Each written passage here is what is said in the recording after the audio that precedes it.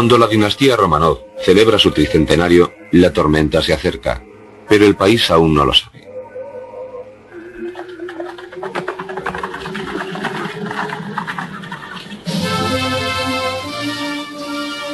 El zar Nicolás II reina desde 1894.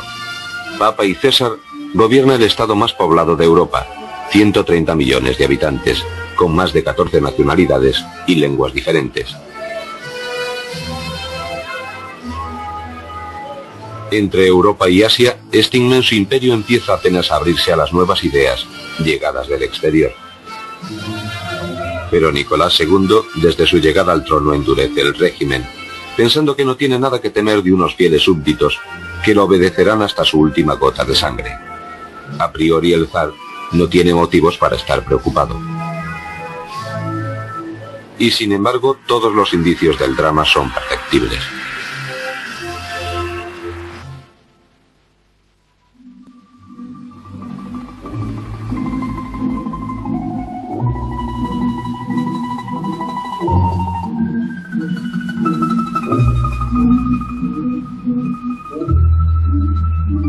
Los campesinos representan el 80% de la población, y las tierras mal explotadas no pueden alimentarlos a todos.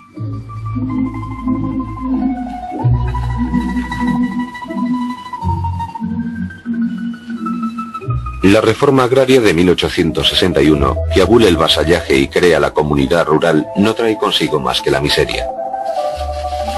Como resultado, a principios de siglo los motines asolan los dominios de los señores.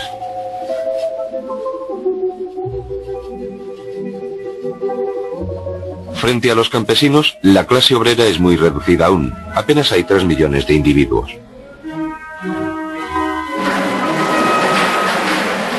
Pero muchos temporeros privados de trabajo dejan el campo y hacen crecer esta clase de nuevos proletarios, que ni una industrialización galopante consigue absorber en su totalidad.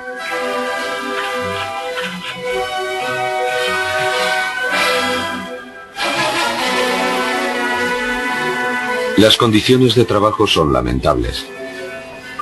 Jornadas de más de 11 horas.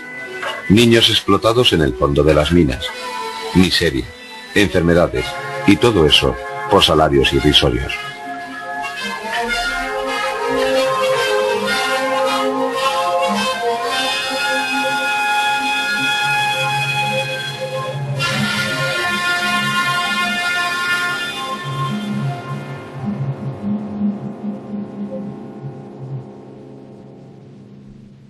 Un hombre percibe esta situación explosiva y la traduce en sus libros. Su nombre es Tolstoy.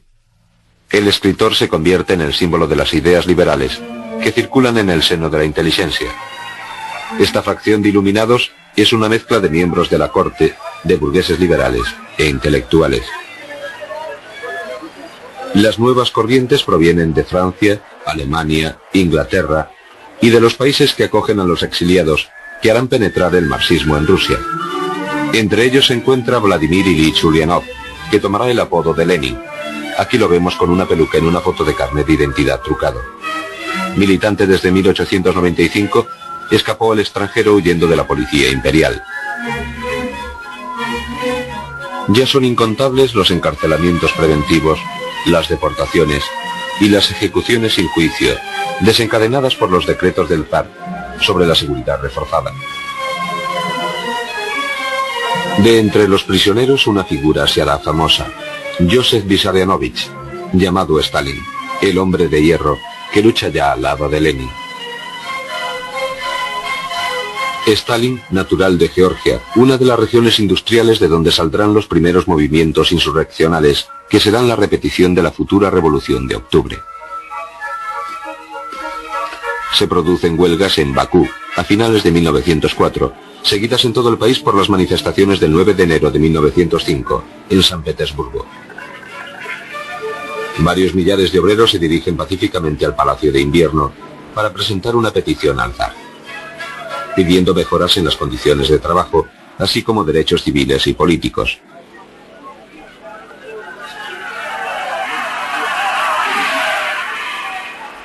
Las tropas disparan a los manifestantes causando más de 100 muertos y varios millares de heridos.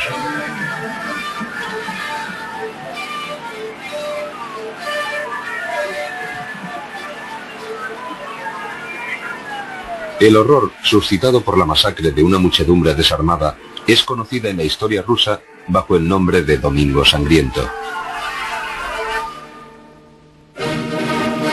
A pesar de ello, Nicolás II no ve el peligro. Está preocupado por la guerra que tiene con Japón, guerra que en primer lugar desencadenó un arrebato patriótico en el país y que decayó rápidamente por la derrota de la flota en mayo de 1905. Todos los buques rusos son destruidos en Port Arthur. El zar es obligado a firmar una paz humillante.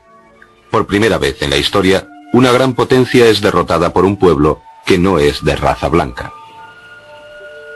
La señal de un segundo fracaso en el país.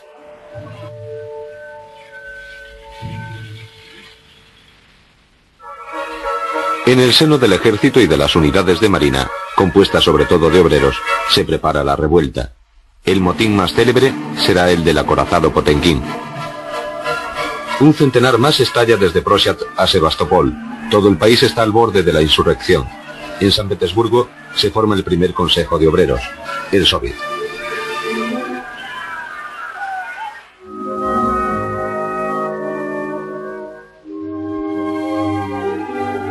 El presidente de este Soviet será el tercer gran personaje de la revolución, Lev Davidovich Bronstein, llamado Trotsky. Para frenar la oleada de protestas, Nicolás II en un primer momento reprime y disuelve el Soviet. Más tarde hace concesiones.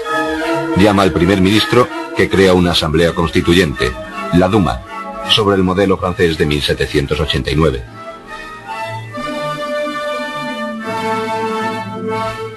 La Duma simboliza el fin del absolutismo en Rusia, aunque su composición siga siendo conservadora, lo que permite al zar, en un principio, controlarla. Se forman dos partidos políticos en 1905, la Unión de carácter conservador y el Partido Constitucional Demócrata, los Cadetes, dirigido por Milyukov, más radical. Ahogada en sus conflictos internos, la Duma fracasa y el nuevo primer ministro Stolypin se aprovecha de ello para llevar a cabo una política más dura. Para terminar con el problema campesino, intenta crear una clase intermedia de propietarios, los kulaks, campesinos acomodados, sobre los cuales se apoya para llevar a cabo su programa. Es otro fracaso y Stolypin, odiado por todos, es asesinado en 1911.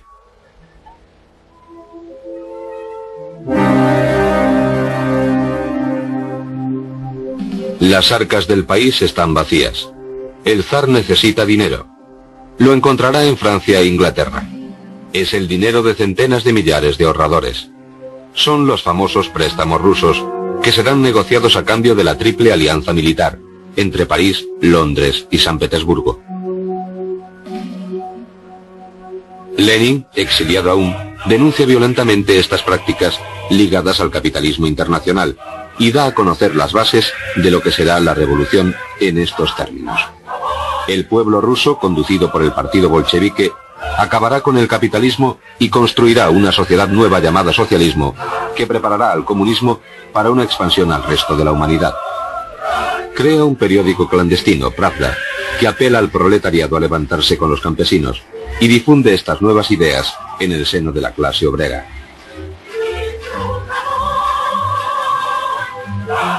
Lenin y sus partidarios aprendieron del fracaso de los movimientos espontáneos de 1905 y creen en una revolución organizada.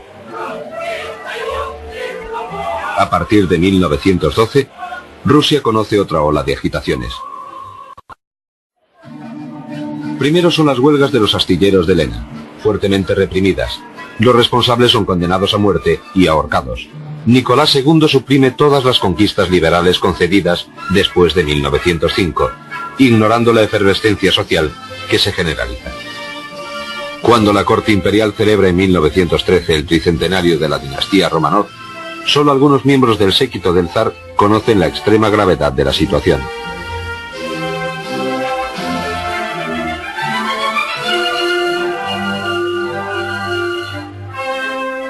La corte se adormece en interminables giras campestres al borde del Mar Negro. El emperador se divierte, pero su fin está próximo.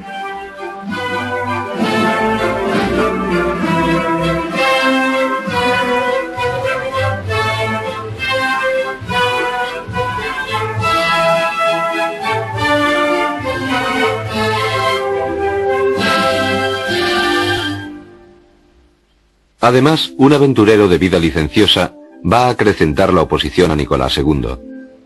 Un monje, Rasputín, hechiza literalmente a la emperatriz, pretendiendo curar a su hijo enfermo de hemofilia. Rasputín, rodeado de una banda de especuladores instalados en la corte, desprestigian a la familia imperial ante la opinión pública.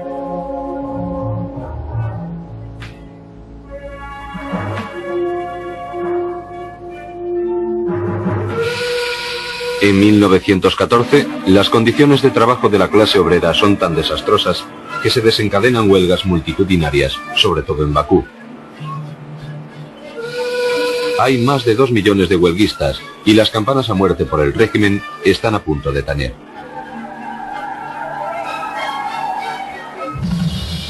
...28 de junio de 1914... Una noticia de prensa anuncia el asesinato del príncipe heredero de Austria, el archiduque Francisco Fernando, y de su esposa, en la ciudad de Sarajevo. A partir de los problemas de los Balcanes, toda Europa se agita. Alemania, aliada de Austria, ha traspasado sus fronteras para instalarse en las zonas fértiles de los Balcanes. Alcanza Turquía. En el mar, acosa a Francia y al Reino Unido.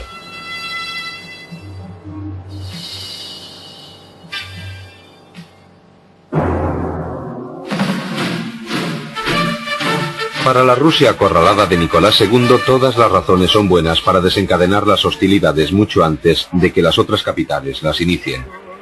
Estamos en julio de 1914. En toda Rusia se despide a los soldados que parten.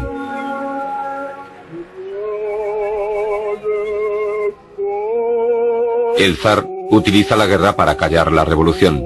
La unanimidad del sentimiento nacional hace olvidar las manifestaciones pacifistas. Incluso la inteligencia se deja engañar por este arrebato patriótico. El zar está acuciado por un Estado Mayor mal preparado, que es incapaz de organizar la movilización. Yurenich y Kolchak mandan a la batalla a todos los contingentes del país. Obreros y campesinos marchan hacia un inmenso frente de más de 15.000 kilómetros.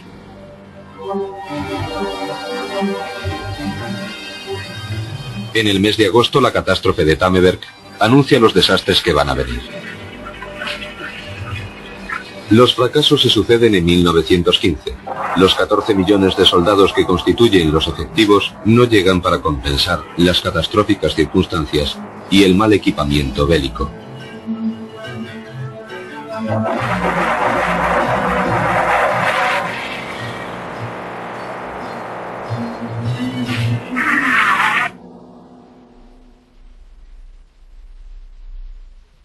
Fin de 1916. A pesar de la ofensiva del general Brusilov, las pérdidas son inmensas.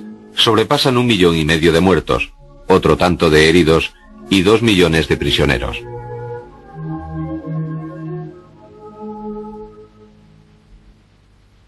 El fracaso es total.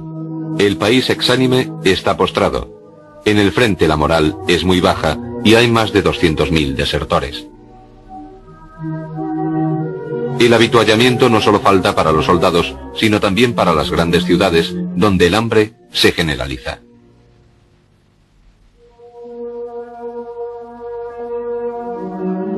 Asustada, la población huye a través de los campos. Es un inmenso éxodo por los caminos rusos.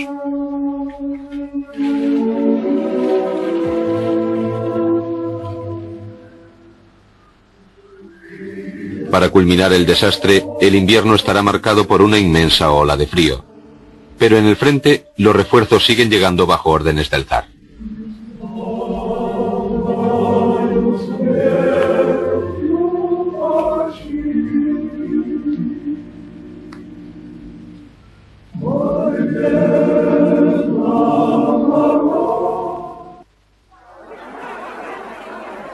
En San Petersburgo, llamado ahora Petrogrado, Rasputín es asesinado por el príncipe Yusupov, miembro de la corte, que aún esperaba salvar la corona. A principios del año 1917, el hambre, el frío y la guerra llevan a la población a las calles. Las manifestaciones se multiplican. En cualquier momento los motines del hambre pueden convertirse en una tragedia. Es lo que sucede el domingo 26 de febrero en Petrogrado, donde una comitiva compuesta por mujeres y huelistas que iban hacia la Duma se enfrenta con el regimiento de la Guardia, al que se le da la orden de disparar. Al día siguiente, los soldados abandonan los cuarteles, se unen al gentío y a los amotinados. La revolución ha empezado. Todas las guarniciones de Petrogrado, 170.000 hombres, están a favor de la insurrección y matan a varios oficiales, fieles al zar.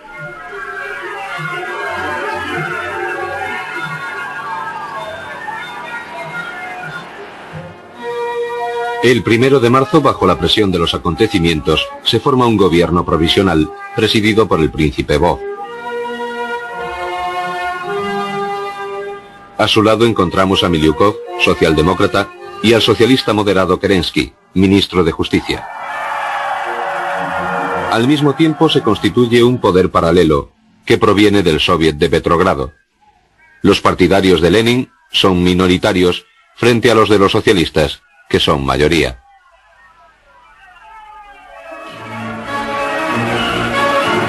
El 2 de marzo por la mañana, los delegados de la Duma, Guskov y Subgin, se presentan al zar. Nicolás II abdica después de haber intentado ceder la corona a su hermano. El gran duque Miguel la rechaza y concede al gobierno provisional todos los poderes. Es el fin de los Romanov.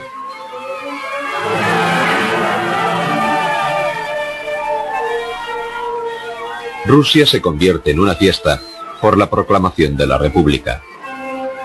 El país estalla de alegría y en las calles los símbolos del imperio son abatidos.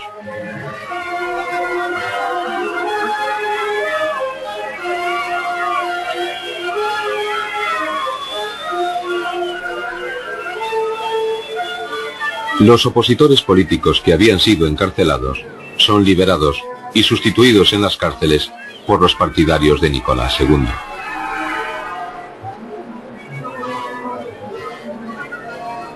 Las escenas de pillaje se multiplican. Para restablecer el orden, se crea una nueva policía formada principalmente por voluntarios.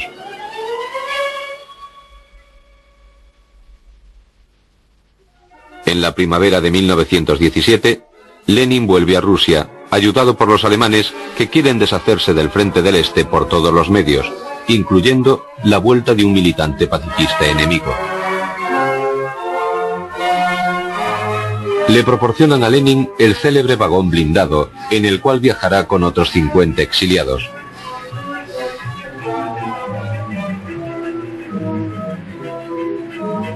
Para ir de Suiza a Rusia, en esta época de guerra, se verá obligado a pasar por Suecia y Finlandia.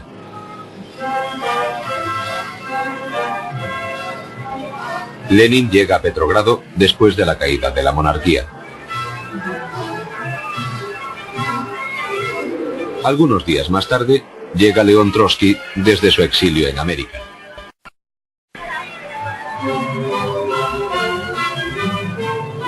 Lenin impone inmediatamente sus tesis de abril, resumidas en el eslogan Pan, Paz y Libertad. La mayoría de los bolcheviques lo apoyan y sus tesis se convierten en el programa oficial del partido.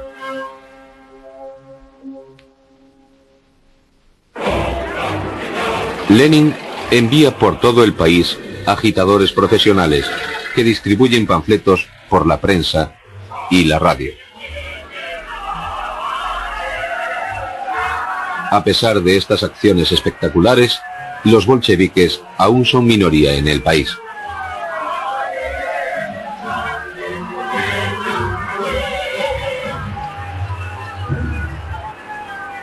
Una nota del ministro Miliukov titulada «La guerra hasta el final» es, por desgracia, publicada en la prensa.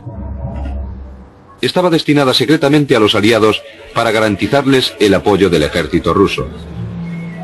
Esta nota provoca un escándalo en el interior del Soviet y desencadena en el país una ola de protestas sin precedentes. Se sale de nuevo a la calle. Los obreros y los soldados están armados. Se enarbolan banderolas que piden la paz. Se producen disparos y a ambos lados hay heridos. La oposición a la guerra aumenta en el ejército. El primer regimiento de ametralladoras hace un llamamiento a la sublevación en la capital. El 3 de julio de 1917 se produce un tiroteo. Hay 400 muertos. Al día siguiente, los manifestantes a los que se unieron los marinos de Krochat se concentran delante de la sede del gobierno y reclaman todos los poderes para el Soviet. Regimientos fieles a los socialistas van a salvar la situación. La represión será terrible. Lenin y Sinoniev huyen a Finlandia. Kameniev y Trotsky son encarcelados. A partir de este fracaso, Lenin comprende que ya no tiene elección. Desde el exilio proclama una nueva estrategia, la insurrección armada. Por primera vez hace un llamamiento a los campesinos y a los obreros para que se amotinen. Después de los acontecimientos del mes de julio, el gobierno es modificado. Así pues, el nuevo presidente Kerensky se enfrenta al general Kornilov y a la derecha, que organizan un golpe de Estado destinado a combatir la anarquía en el ejército y a establecer un poder fuerte frente a una situación militar catastrófica.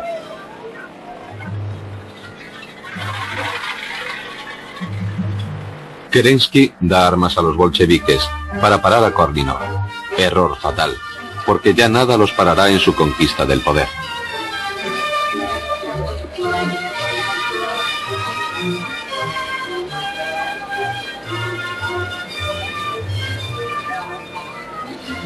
El gobierno de Kerensky sobrevivirá apenas algunos días, justo el tiempo de anunciar una república y de formar una cuarta y última coalición antes de la victoria de Lenin.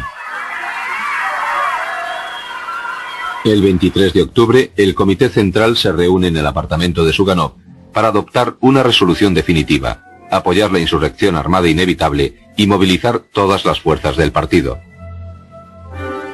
Tan solo Kameniev y Sinoniev rechazan votar la moción redactada por Lenin, que había regresado clandestinamente. Los dos oponentes, para hacer fracasar el proyecto, comunican a la prensa el golpe de Estado. Lenin no perdonará nunca esta traición.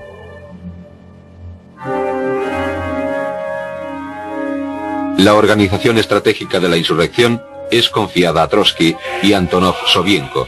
Crean un comité militar revolucionario, verdadero Estado Mayor de la sección golpista, que instala su cuartel general en el Instituto Smolny, antiguo convento femenino. Coordina la acción del Soviet de Petrogrado y la del partido bolchevique. La mañana del 7 de noviembre, Petrogrado es sitiado. El crucero Aurora hace disparos de advertencia. La Marina controla los lugares estratégicos. La milicia está preparada. También lo están los camiones y fusiles. Kerensky, involuntariamente, desencadena el asalto al intentar cerrar la editorial del Pravda. Se ordena la toma del Palacio de Invierno, defendido por 150 mujeres soldado.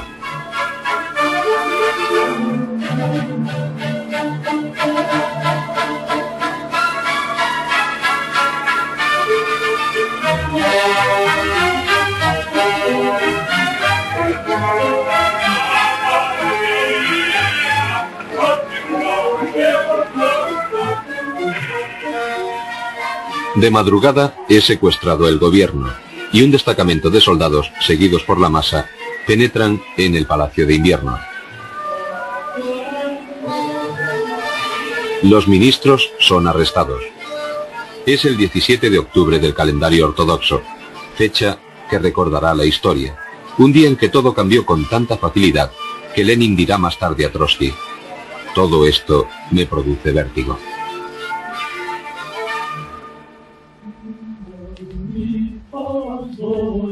Al día siguiente, Trotsky consigue reforzar milicia y ejército revolucionario, haciendo un llamamiento a las tropas regulares, compuestas por marinos y campesinos, un total de 12.000 hombres.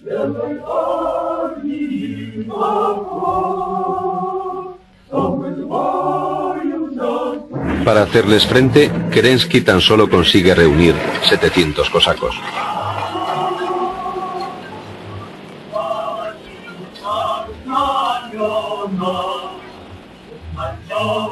Es detenido al día siguiente por primera vez a 60 kilómetros de Petrogrado. 4 días más tarde, los 12.000 hombres de Trotsky vencen a los cosacos cerca del observatorio de Pulkovo. El golpe de estado ha sido un éxito. Kerensky huye. Se forma el primer gobierno de Lenin. Debe solucionar rápidamente el problema de la clase campesina. Los campesinos han participado activamente en la revolución. Desde hace años piden el acceso a la propiedad sin obtenerla, y de febrero hasta octubre han multiplicado las ocupaciones de tierras. Realmente Lenin, cuando hace su decreto sobre la tierra, no hace más que ratificar lo que ha sucedido, distribuyendo las grandes propiedades a los que las cultivan. Más tarde, la desilusión se apodera de los campesinos. Las tesis de abril prometen pan, paz y libertad.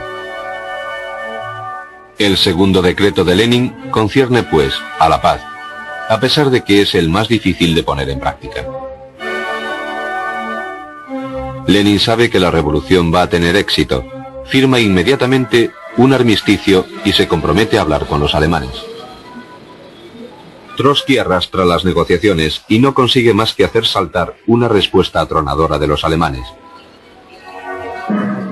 Su ejército avanza a través de Rusia sin encontrar resistencia. El tratado catastrófico de Brest-Litov es firmado algunos días más tarde.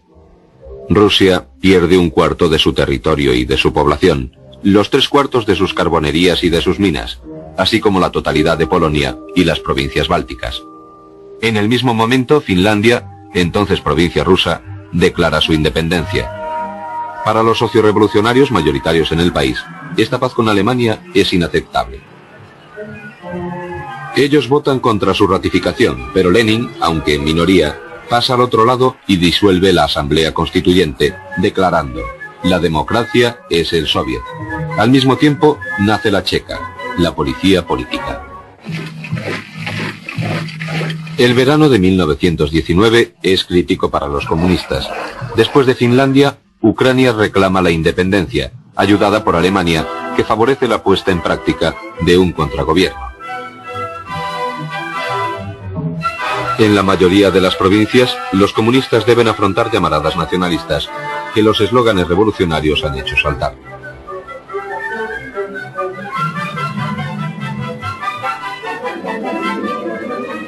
El avance alemán empuja a los aliados a intervenir militarmente. Los americanos y los ingleses llegan a las tierras rusas con 13.000 hombres y refuerzan el frente del este.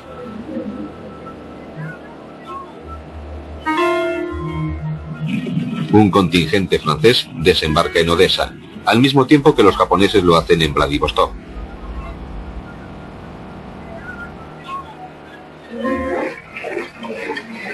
Los checoslovacos, que basculan del lado de los aliados, intentan igualmente una incursión en la zona del Transiberiano. Deciden poner en práctica gobiernos antibolcheviques. La derecha es de izquierda en Sievianin, Vox o Samar.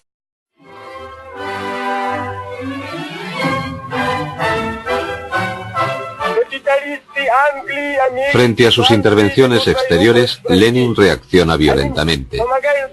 En este discurso, que constituye un documento excepcional, denuncia a los capitalistas extranjeros que intentan restablecer el poder del zar aportando dinero y armas a los enemigos del régimen, que se organizan poco a poco.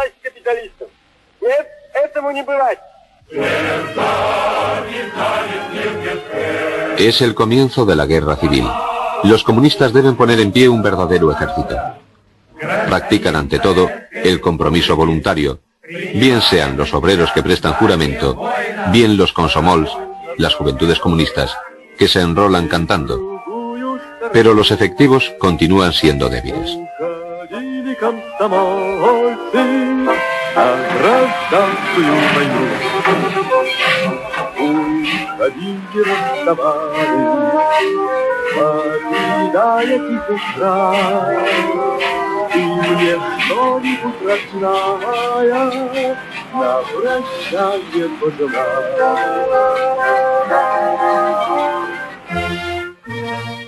Frente a los rojos, 50.000 hombres van a constituir lo que se va a llamar el Ejército Blanco, dirigido por Denikin, Kornilov y Yudenich.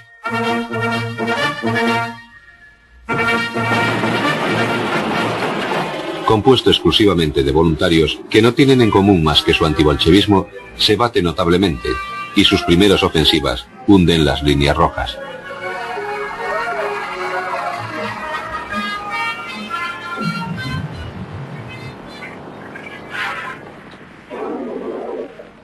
Lenin decide entonces por decreto el reforzamiento del Ejército Rojo.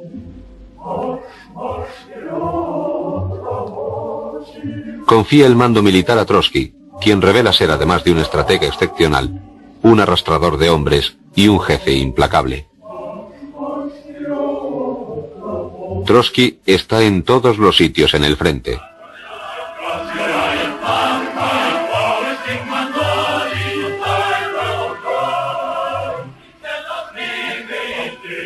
Crea la conscripción obligatoria y hace encuadrar las tropas por antiguos jefes del ejército zarista, como Tukachensky. Al lado de Trotsky se encuentran todas las grandes figuras de la revolución: Chapayev, Bruchev, Stalin, a quien retirará del frente, gesto que no le será perdonado nunca más, Gorochilov, Ordzhonikidze, Frunze. Los efectivos pasan de 400.000 hombres a 5 millones en 2 años. Trotsky, jefe militar, será el gran vencedor de la guerra civil.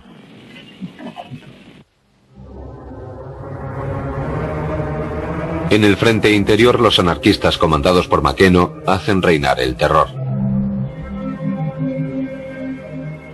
En Moscú y en Yaroslav se asiste a una serie de atentados asesinos. Para liquidar a los opositores, Lenin pone en práctica un aparato represivo que se apoya sobre la Cheka, la policía política. En 4 años, el balance es elocuente: 140.000 ejecuciones, 60.000 deportaciones en 132 campos. El mismo zar es masacrado con toda su familia. El estado de Rusia es desastroso. Frío, hambre, enfermedades sumergen el país en el caos. El índice de mortandad se ha doblado, la industria está hundida y las ciudades están desabastecidas. Frente a esta situación económica, Lenin lanza el comunismo de guerra: sábado negro o jornada suplementaria de trabajo, trabajos forzados para los burgueses, supresión de la moneda, reemplazada por el trueque, y por último, la requisición del trigo en el campo, lo que provoca motines entre los campesinos.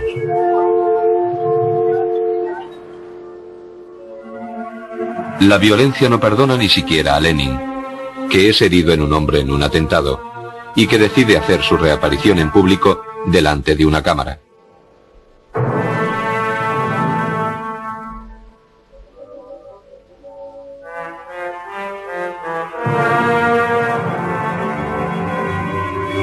El engranaje ya no se para.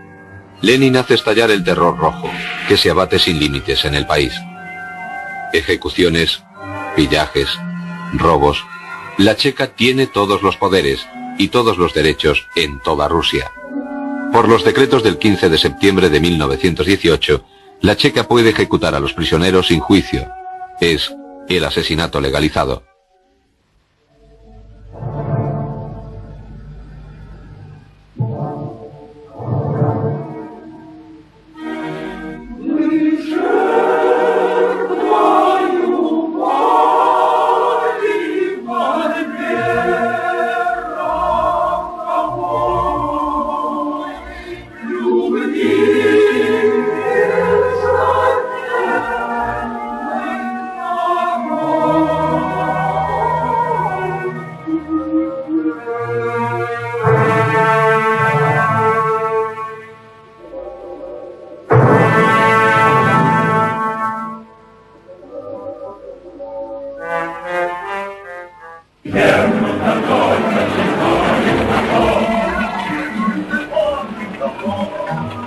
De esta hecatombe, Lenin sale vencedor, pero el país está arruinado. El crecimiento de finales del siglo XIX ha sido llevado a cero y es necesario reconstruir la economía.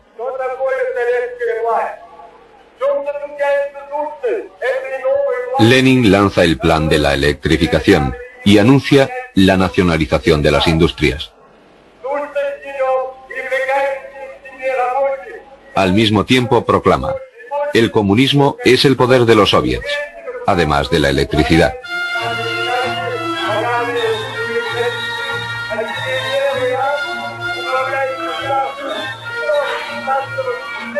Por esta colectivización sistemática, la vida del país se transforma. Después de haber movilizado a los hombres para batirse, se desmoviliza de nuevo en las fábricas. Este nuevo culto del rendimiento se encarnará algunos años más tarde en la persona de Stalin.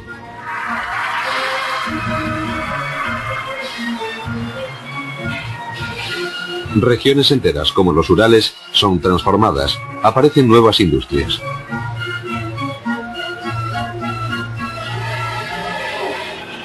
Se comunican centros de producción entre ellos por vías de comunicación. Pero en realidad, detrás del lirismo de estas imágenes, se esconde el agotamiento de los obreros sometidos a carencias insostenibles. La gente se interroga sobre los beneficios de una joven revolución, incluso en el campo donde la agitación es general. Los campesinos de los coljoses aceptan los principios de las cooperativas. Por el contrario, renuncian al de la propiedad colectiva de las tierras, obteniendo como resultado un rendimiento mediocre que contraría al joven Estado socialista y lleva a requisiciones masivas de las cosechas. Al mismo tiempo que en el problema del trabajo, Lenin se interesa en el de la educación, haciendo obligatoria la alfabetización de un pueblo que el régimen precedente ha dejado en un estado de ignorancia absoluto. Estas reformas indispensables pero salidas de la voluntad de controlarlo todo, desembocarán entonces en una consecuencia inevitable: una concentración y una centralización de los poderes que volveremos a encontrar en el partido único. Lenin aprovecha esta circunstancia en beneficio de una popularidad que va en aumento.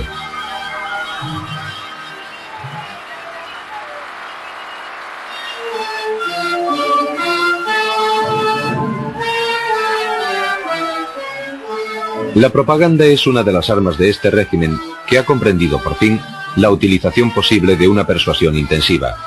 Es lo que se llama el agitprop. Como la mayor parte de la población es iletrada, el mensaje se lleva bajo la forma de película, proyectada en los trenes que circulan por todo el país. Se utilizan también los barcos, como el Estrella Roja, guiado por la mujer de Lenin en persona. El aforo de este cine es de 1000 personas. La preocupación por la eficacia llevará incluso a nombrar como secretario de Cultura al realizador de la película Lunacharsky.